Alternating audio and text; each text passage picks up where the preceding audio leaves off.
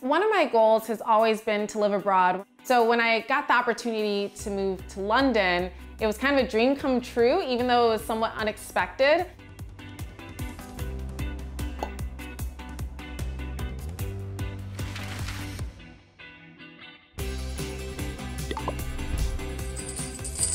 My name's Imani Change. I'm 28 and I live in London, UK. My salary is comprised of both a base salary and stock and investments, which comprises of money that is paid in pounds, but also US dollars.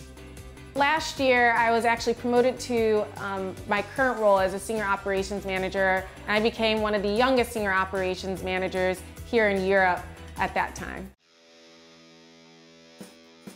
Hi, welcome to my living room. So this is actually a space that converts into a second bedroom when I have friends and family visit. This is my kitchen. I definitely spend a lot more time in this space now that I've been cooking more at home. So I think the biggest expense that was a bit of a surprise for me when I moved here to London is that it is very comparable to New York City. It's very expensive. Renting is not as easy as it was when I had lived in Baltimore previously. When you're looking for a place, the listing price is not necessarily what you'll get it for. They do a whole bidding process to be able to secure a place, and if it's in a high demand area, the price might be very different ultimately to be able to secure the location.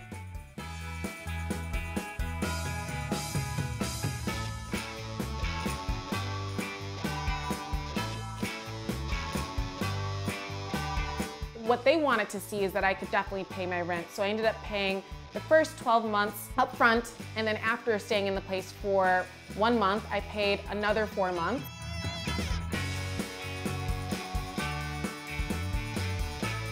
Ultimately, that's obviously not something that's easy to do. A big part of being able to do that was getting some support in terms of what my relocation package was. Welcome to the bedroom. So it is a separate space from the living and kitchen, which I really love. It gives us a separate area. We actually just passed the half bath that I'll use when I actually have guests staying with me. And then you'll kind of get to see the space. It has lots of closets, which is not very common in the UK, I find. And then right behind me is where we have the full bathroom that I use on a daily basis.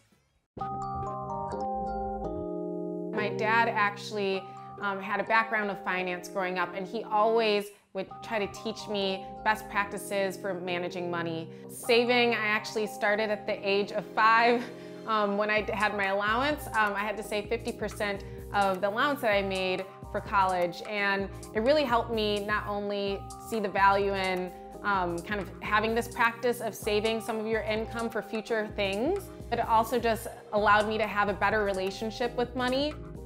One thing that makes me a little bit different than many students is I don't have student debt. It definitely was made possible through some of the support of my parents, the saving that I had done when I was younger, and also scholarships. I actually moved here expecting to be spending more money and having a bigger budget for my day-to-day life, but what I'm finding is that because I'm in a pandemic, there's a lot less stuff to spend money on, entertainment, etc. So I actually end up spending about 40% less than what I had previously budgeted for. I would say the UK is a little bit more expensive. The big things driving that is my rent is definitely more pricey. When I was living in the US, I actually Airbnb'd out my second bedroom in the place that I was living in, so that covered the expenses of my housing and my rent. The other thing is that I have to pay something called council tax here, which is basically a tax for the services of my neighborhood. And then I also find that I pay a little bit more in utilities. My water bill is more expensive here, but outside of that, things are pretty comparable. Some of the other nice surprises is that groceries were way cheaper. You're able to get a good trip with just 35 pounds, whereas in the US, I couldn't get a decent trip until I paid at least $80. Overall, my expenses are definitely higher here, but it's a big part of just choosing to live abroad and have a different experience.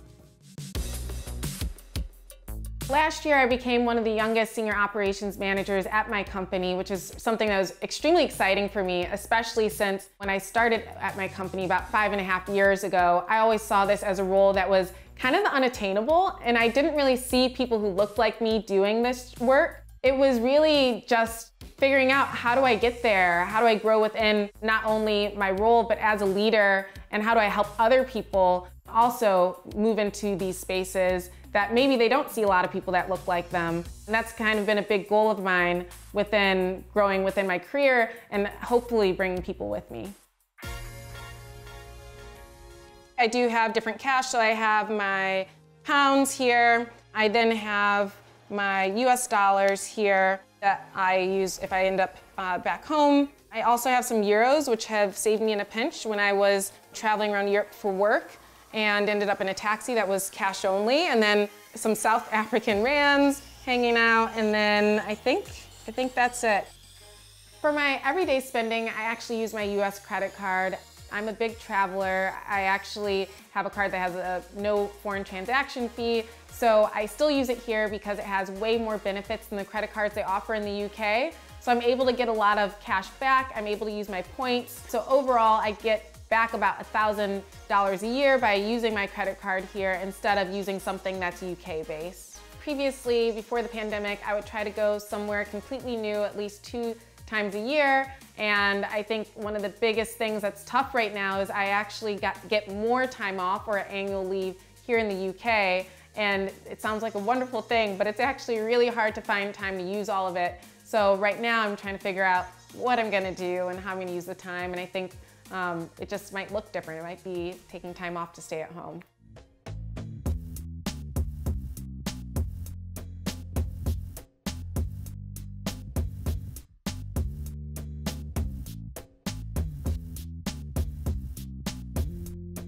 When I was in the US, I was actually doing a max contribution to my 401k.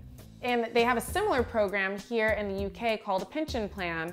However, I do contribute less to it. I only contribute the amount that my company will match. And the main reason why is because I don't know how long I'll be here, and I want to definitely have some more control over my funds. Should I move away from the UK, I don't want it to be super complicated to get access to those funds when I'm in my retirement age. I have 2 different things I would say I splurge on. One is sometimes I will get the nice designer item, but that's something that I feel like once you have a staple in your closet, you can kind of just keep with it and pair it with different outfits. Now my splurge has become app games on my phone, which sounds really dorky, but there's nothing better than when, especially during the pandemic, where you might be just hanging out at home, to be able to play different games on your phone, and they honestly get me with the in-app purchases sometimes. So I'm trying to be better about it. But the one that I'm currently really getting into is one called Redecor, where you basically feel like an interior decorator, but you're not actually decorating, you're just decorating on your phone, so it's kind of fun for me.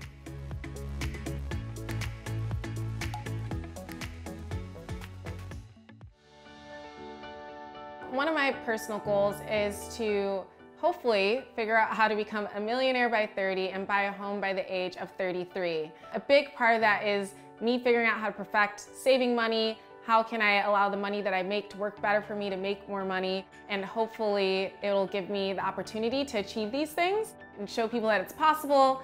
And a big part of that is me trying to just kind of take some tips of how I made it simple for myself. And then I'm actually trying to start a website to help share some of those tips and tricks with others. It's called Mo Money No Problem, MoMoneyNoProblem.com. It's something that I'm pulling together to hopefully help represent women of color who are trying to do their thing in the workspace.